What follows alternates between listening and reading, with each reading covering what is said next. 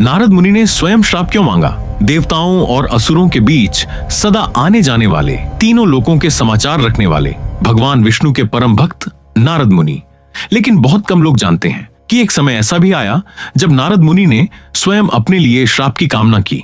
क्यों? एक दिन नारद मुनि ने मन ही मन सोचा, तीनों लोकों में मुझ जैसा निष्काम भक्त कौन है? न धन की चाह, न सत्ता की इच्छा, न ही माया का बंधन। यह विचार अहंकार नहीं था, लेकिन अहंकार की पहली छाया अवश्य था। नारद मुनि वैकुंठ पहुंचे और भगवान विष्णु से बोले, प्रभु, क्या आपकी माया मुझ पर भी प्रभाव डाल सकती है?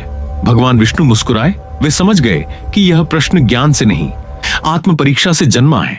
भगवान विष्णु ने कहा, नारद, पास के नगर से मेरे लिए जल ले आओ। जैसे ही नारद नगर पहुंचे, माया ने अपना खेल शुरू किया। एक सुंदर कन्या, एक मुस्कान, एक दृष्टि, और नारद मुनि क्षण भर में भूल गए कि वे कौन हैं। वर्ष बीत गए, विवाह हुआ, संतान हुई, सुख दुख आए, और फिर एक भयानक बाढ़। सब कुछ बह गया। पत्नी, बच्चे, घर, पहचान, यथार्थ का बोध। अचानक नारद मुनि वैकुंठ में खड़े थे, हाथ में जल का पात्र। समय केवल एक क्षण बीता था। नारद मुनि कांप उठे, आंखों से आंसू बहने लगे।